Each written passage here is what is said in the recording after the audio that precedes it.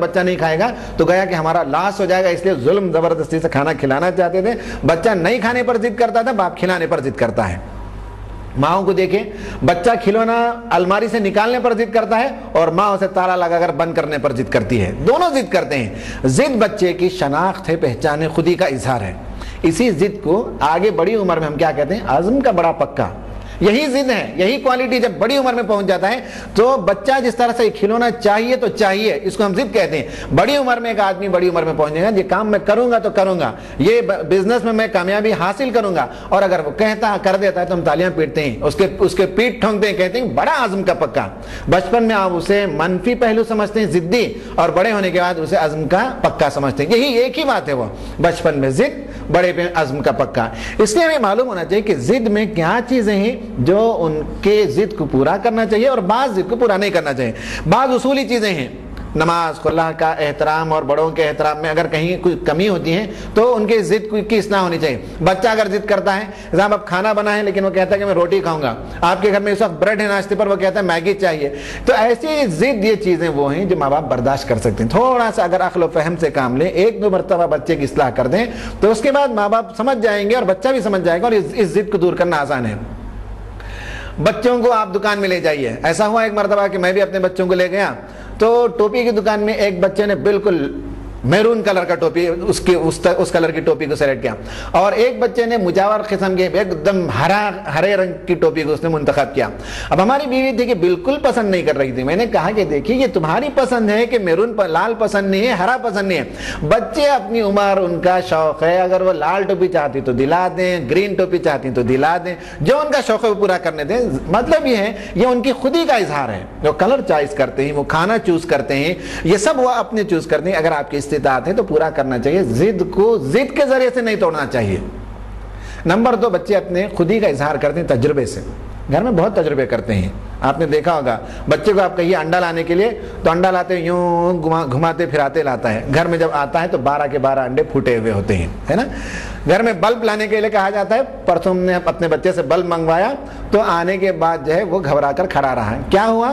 معلوم ہو کہ سب چکنا چور ہو گیا بلب، ہے نا. تو کیا ہے، بال کو جس طرح سے آپ فٹ پاتھ پہ مارتے ہیں تو بال واپس ریباؤنڈ ہوتا ہے. بچہ تجربہ کرتا ہے کہ بلب کو بھی اگر مارے تو واپس آتا ہے کہ نہیں آتا ہے. تجربہ، یہ اپنی خودی ہے ان کی، اس کا اظہار کرتے ہیں. ان سب چیزوں سے وہ تجربے کرتے ہیں.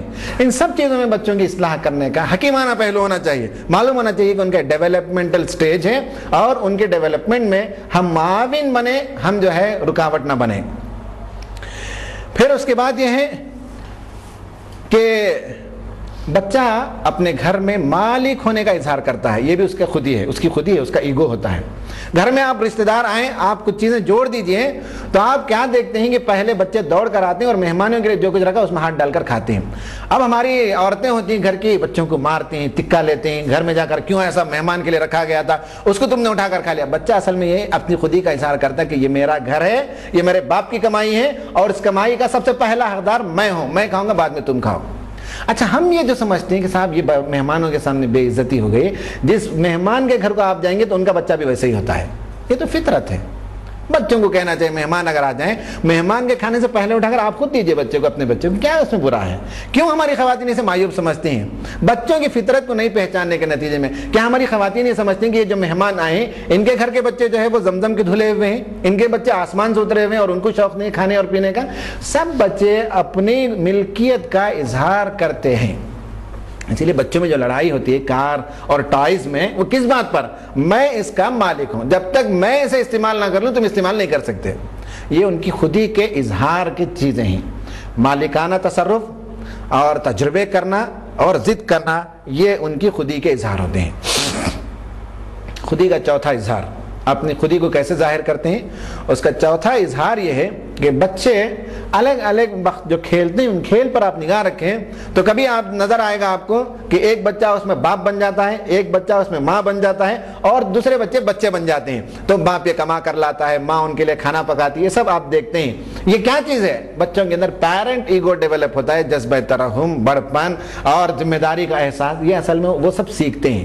بعض دفعہ آپ دیکھتے ہیں کہ چھوٹی بچی کو ایک اور بچی گود میں ڈال کر سہلاتی ہے اور سلاتی ہے، نہیں بیٹا امی آ جائیں گے، فلاں آ جائیں گے. تو یہ مطلب یہ ہے کہ اس کے اندر وہ پیرنٹ ایگو ہے جو ڈیولپ ہوتا ہے.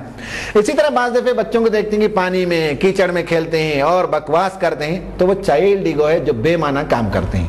ایک تو پیرنٹ ایگو ہوتا ہے جس میں بڑپن ہوتا ہے, ایک وہ ہوتا ہے چائلڈ ایگو جس میں بچپن کی باتیں کرتے ہیں, بے مطلب باتیں کرتے ہیں, اور ایک ہوتا ہے اڈلٹ ایگو. بچوں کو آپ دیکھتے ہیں کھلونا توڑتا ہے, ہمارے بچے بھی کھلونا توڑتے ہیں, بھاری کھلونا, قیمتی کھلونا 200-500 روپے کا لائیں, اسے کھولتے توڑتے, اس کے اندر سے ایک چھوٹا سا میگنیٹ نکلتا, وہ بڑی ان کی دریافت ہوتی ہے. بہت بڑا کمال ریسرچ کیا انہوں نے, یہ ان کا اڈلٹ ایگو ہے. میں یہ کہتا ہوں, میں نے ایک جگہ کہا تو ایک خاتون نے مجھ سے سوال کیا کہ آپ تو اس طرح سے کہہ رہے ہیں کہ صاحب 200-250 روپے کا کھلونا ہمارے بچے توڑ دیں اور آپ کہتے ہیں کہ اچھی بات ہے. میں نے کہا آپ اسکول میں کتنا فیس بھرتی ہیں؟ کہا کہ صاحب اتنا فیس بھرتی ہیں. تو کہا اس میں پلس 200 روپے ایڈ کریں. اسکول میں جو بچے سیکھ کر آتے ہیں, یہ بھی تو سیکھنے ہی کا ہے, پرنسپل سے یہاں سیکھتے ہیں. بچے کھولتے ہیں, اس کے نٹ اینڈ بولٹ کو جمع کرنا سمجھتے ہیں, اس کے اندر ویلز کیسے کام کرتے ہیں اسے دیکھتے ہیں, گیئر کیسا کام کرتا ہے, بیٹری کیسے کام کرتی ہے, ریموٹ کیسے کام کرتا ہے, یہ سب بچے تجربے کرتے ہیں. یہ بھی تو ان کے تعلیمی کا حصہ ہے. آپ تو اسکول میں مہینے میں جو ہے 2-3 ہزار اور 5 ہزار روپے فیس بھرتے ہیں, اور مہینے میں اگر کھلونا ٹوٹ جائے 150-200 روپے کا, تو آپ اس کے ساتھ اسے ایڈ کر لیں. یہ گویا ان کا adult ego, child ego, parent ego اور اڈلٹ ایگو. اس کے ذریعے سے ان کی خودی کا اظہار ہوتا ہے. یہ خودی کے اظہار کے طریقے ہیں. خودی کب مجروح ہوتی ہے بچوں کی؟ خودی مجروح ہوتی ہے جب ماں باپ اپنے بچوں کو دوسروں کے ساتھ کمپیئر کرتے ہیں, تو بچے کی خودی مجروح ہوتی ہے. ہم دیکھتے ہیں کہ بچہ رینک کم لے آیا, نمبر کم لے آیا, تو ماں اسے خوب مارتی ہے, کوستی ہے, ایسے کوستی ہے گویا کہ یہ پڑھنے کے زمانے میں 100 سے کم نمبر لیتی ہی نہیں تھی. معلوم ہونا چاہیے کہ ان کو جو ہے 8ویں پاس نہیں کر سکی. ہماری خواتین, ہماری مائیں, ہماری گھر کی جو بڑی خواتین ہوتی ہیں, دیکھ لیجئے کہ وہ ان کی تعلیم کم ہے, لیکن بچوں سے چاہتے ہیں کہ وہ MBA سے کم نہ ہو, IAS آفیسر سے کم نہ ہو, اور کسی سبجیکٹ میں 100 مارک سے کم نہ لائیں. کوستی ہیں. کیا کرتی ہیں؟ خودی کب مجروح ہوتی ہے؟ کمپیئر کراتی ہیں کہ دیکھو جمیلہ پھوپھی کی جو بیٹی ہے سمینہ, وہ دیکھو طوطے کی طرح ٹائیں ٹائیں ٹائیں پڑھتے رہتی ہے, اور تم کیا ہو, وقت پر پڑھتی نہیں ہو, وقت پر ہوم ورک نہیں کرتی ہو. جب ایک کمپیریزن کیا جاتا ہے تو اس کا مطلب ہے آپ نے اس کی خودی کو مجروح کیا, اور وہ بچہ یا بچی سمجھنے لگتی ہے آئی ایم ناٹ اوکے, میں جو ہے ماں باپ کی نگاہوں سے گر گئی, میں لائق نہیں ہوں, میں فائق نہیں ہوں. آپ یہ کہ اسے خودی کو پروان چڑھانا چاہیے, تم لائق ہو, تم فائق ہو, تم بہتر ہو, تم عزم کے پکے ہو. یہ کہنے کے بجائے ہم نے کمپیئر کر کے بتا دیا کہ تم جو ہے سمینہ سے نیچے ہو, تم امجد سے چھوٹے ہو, تم بیکار ہو. یہ گویا